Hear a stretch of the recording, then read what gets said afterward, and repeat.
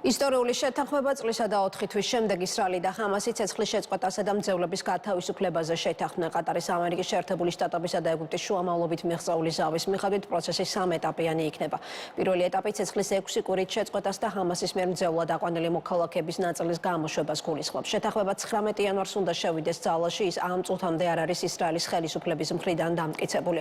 მიზეზად ნეთანიაჰუს კაბინეტი ჰამასის მიერ წაყენებულ ახალ მოთხოვნებს ასახელებს. ემუქრება თუ არა შეთანხმებას შაშლის საფრთხე ეჭვებსა და კითხვებს აჩენს ის ფაქტიც, რომ ზავის მიღწევიდან რამდენიმე საათში ღაზის სექტორი ისევ დაიბომბა. ისრაელსა და ჰამას შორის მოლაპარაკებებში შუამავალი კატარის მიერ შეთანხმების მიღწევის გამოცხადებას ღაზის სექტორში ზეიმი მოყვა. ჩვენ არ გვინდა სახლი, მხოლოდ მშვიდად ძილი გვინდა. ეს ყველაზე მნიშვნელოვანია. ჩვენ 1 წლისა და 3 თვის განმავლობაში არ შეგვიძლია მშვიდად ჭამა, დაძინება ან ჯდომა. ყოველ საათს უფალ შევთხოვთ, რომ ომი დასრულდეს. ჩვენ მოსვენება და უსაფრთხო ცხოვრება გვინდა. მადლობა ღმერთს, რომ კარგი სიახლე მოვისმინეთ. იმედის მომცემი აღმოჩნდა ეს სიახლე ჰამასის ტყვეობაში მყოფი მძევლების ოჯახების წევრებისთვის, რომლებიც წელიწადზე მეტია მათი გათავისუფლების მოთხოვნით დემონსტრაციებს მართავენ. ისრაელის ხელისუფლების ცნობით ამ დროისთვის ჰამასის ტყვეობაში 94 ადამიანი რჩება. მათი ნაწილი სავარაუდოდ ცოცხალი აღარაა. ერთი მხრივ მიხარია, თუმცა მეორე მხრივ ამას დავიჯერებ მხოლოდ მაშინ, როდესაც დავინახავ, რომ მძევლებმა ისრაელის საზღვარი გადმოკვეთეს. ჩვენ არ ვიცით ყველა მძევლის მდგომარეობა. ისიც კი არ ვიცით ჩემი ბიძაშვილი ოფერი ცოცხალია თუ არა. მე მჯერა, რომ ის ცოცხალია, თუმცა დაზუსტებით ეს არ ვიცი. ეს ამბავი არ არის დასრულებული, სანამ ყველა მათგანი სახლში არ დაბრუნდება. ამიტომ ეს არ არის სიხარული, ეს არის მცირე შვება. შეთანხმება ღაზის სექტორში საბრძოლო მოქმედებების შეჩერებას, ჰამასის მიერ ისრაელიდან გატაცებული მძევლების და ისრაელის ციხეებიდან პალესტინელი პატიმრების ეტაპობრივ გათავისუფლებას, ასევე ანკლავში მეტი ჰუმანიტარული ტვირთის შეტანას ითვალისწინებს. კატარის პრემიერ-მინისტრი ამბობს, რომ სამშვიდობო შეთანხმება 19 იანვარს უნდა შევიდეს ძალაში, თუმცა ის ჯერ ოფიციალურად უნდა დაამტკიცოს ისრაელის მინისტრთა კაბინეტმა. შეთანხმება 3 ფაზისგან შედგება. მისი პირველი ფაზა 6 კვირას უნდა გაგრძელდეს. დოჰაში კატარის, ეგვიპტისა და ამერიკის შეერთებული შტატების შუამავლობით მიღწეული შეთანხმების პირობებზე კატარის პრემიერ-მინისტრმა ისაუბრა.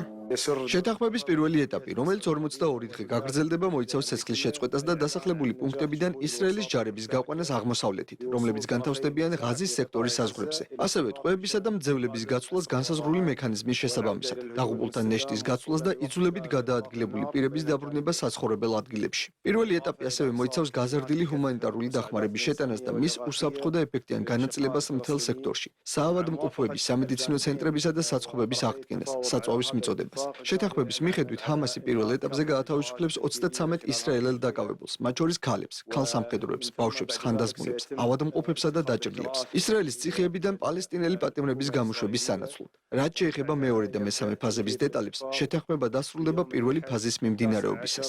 ისრაელის მინისტრთა კაბინეტი შეთანხმების დასამტკიცებლად დღეს უნდა შეკრებილიყო, თუმცა სხდომა გადაიდო.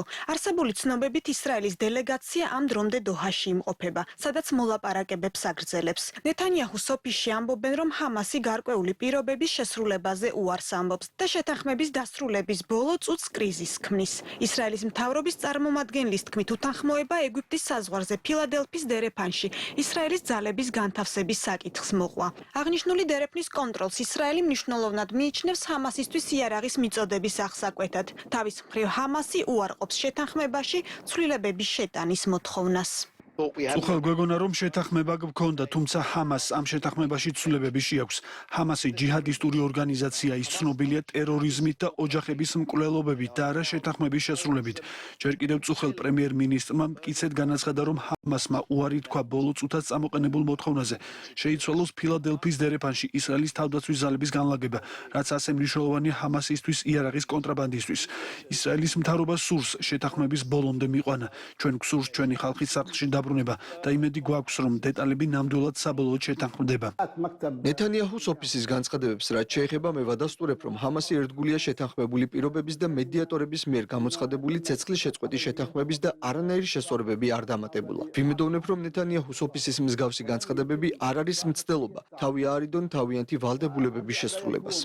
კატარის მიერ შეთანხმების გამოცხადებისთანავე სიტყვით გამოვიდა ამერიკის შეერთებული შტატების პრეზიდენტი ჯო ბაიდენი. ბაიდენმა მისი უფლებამოსილების ამოწურვამდე 5 დღით ადრე ღაზაში ცეცხლის შეწყვეტის შეთანხმებას ამერიკული დიპლომატიის გულმოდგინე შრომის შედეგი უწოდა. ბაიდენის განცხადებით ეს მის პოლიტიკურ კარიერაში მოლაპარაკებების ერთ-ერთი ყველაზე რთული პროცესი იყო. ჩემმა დიდი ხნის მეგობარმა ამერიკის სენატში, ყოფილმა სენატორმა ჯორჯ მიტჩელმა, რომელმაც ბევრი გააკეთა ჩრდილოეთ ირლანდიაში მშვიდობის დასამყარებლად.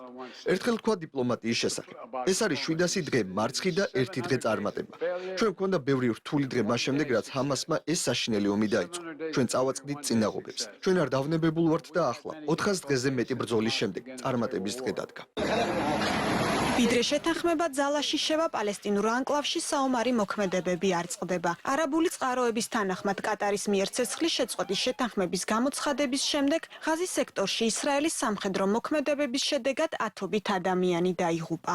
ღაზაში ისრაელის სამხედრო ოპერაცია 2023 წლის 7 ოქტომბერს ჰამასის მიერ ისრაელის ქალაქებზე თავდასხმის საპასუხოდ დაიწყო. ჰამასის წევრებმა მაშინ მოკლეს 1100-ზე მეტი ადამიანი, 200-ზე მეტი კი მძევლად დაიყვანეს. ისრაელის 15 თვიან ოპერაციას ღაზის სექტორში 45,000-ზე მეტი ადამიანი ემსხვერპლა.